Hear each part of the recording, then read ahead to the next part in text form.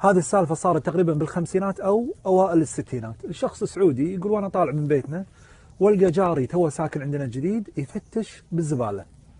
يقول رفيجنا هذا يومني شفت جاري يفتش بالزبالة وجاره كبير بالسن، يقول استحيت انه يشوفني ويستحي مني فخليته على هواه لين خلص. يوم خلص جيته.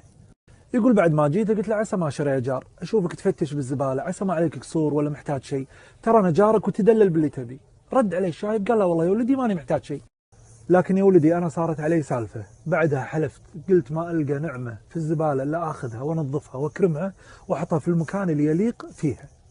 وبدأ الشايب يسولف يقول قبل فترة جتنا موجة جوع، يقول الكل تضرر منها، يقول أنا كنت أنا وزوجتي وبنتي وننتقل من مكان لمكان ندور بس لقمة العيش، وجينا أطراف مكة وأيضا مكة كان أهلها يعانون من الجوع. يقول كان عندي قطعة قماش كنت بس أحطها ذرة بس اللهم ننام أنا وزوجتي وبنتي تحته، وكل ما طلعت أدور أحد يستأجرني ولا أدور إني أعمل كذا إلا الناس كلهم عايشون قحط وجوع، ما حد قادر يوفر حق الثاني لقمة عيش، وكل يوم أرجع ما عندي شيء. ووصلنا 3 أيام وحنا في أطراف مكة وما حد فينا طب في بطنه شيء، لا أنا ولا زوجتي ولا بنتي. يقول بنتي عمرها 13 أو 14 سنة. يوم اشتد الجوع عليهم قال الشايب حق زوجته اسمعيني الموت جاينا أنا وانتي والبنت، خل نبيع البنت في سوق الجواري وهي تستفيد وتعيش وحنا نعيش من وراها. بكت الأم وانهارت ورفضت. قال الشايب علمتك اللي عندي. يوم أصبحوا ثاني يوم خذ بنته وراح وداها سوق الجواري كان على أطراف مكة. جيت وعرضت بنتي في سوق الجواري وما بلغتهم ان هذه بنتي، قلت هذه خادمة عندي.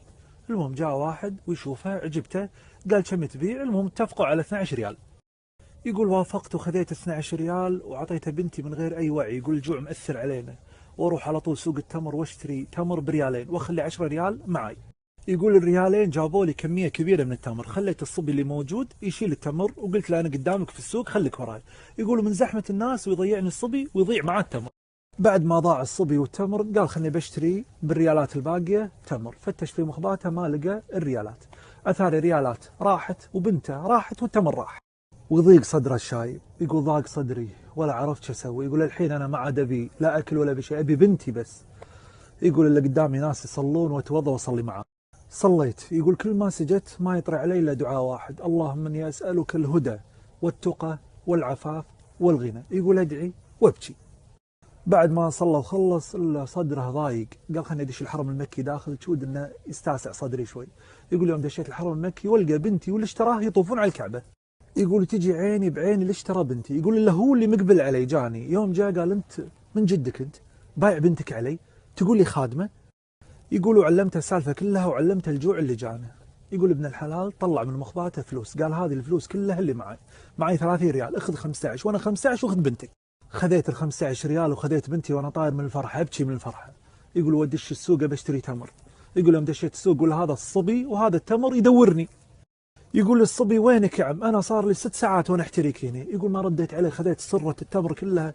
يقول فتحتها بعد التمر. يقول وانا عد التمر والقى 10 ريال الضايعه وانا افرح فرحه لا تسعها السماء ولا الارض. يقول وياي 25 ريال وياي بنتي وياي تمر. يقول سبحان من رزقني من بعد فقر.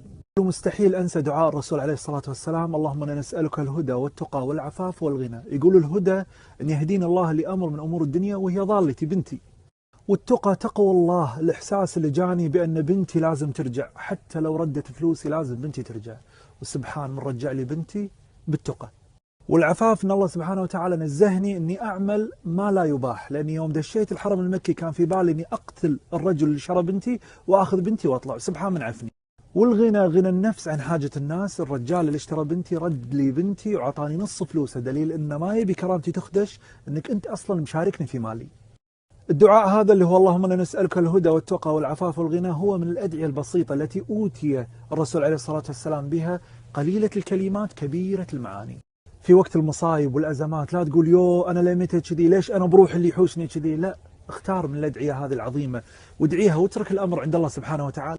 الدعاء هذا وغيره من الأدعية جاءت عن الرسول عليه الصلاة والسلام بطبق من ذهب، كنوز من الله سبحانه وتعالى، لكن مشكلتنا ما نعرف متى نستخدمهم.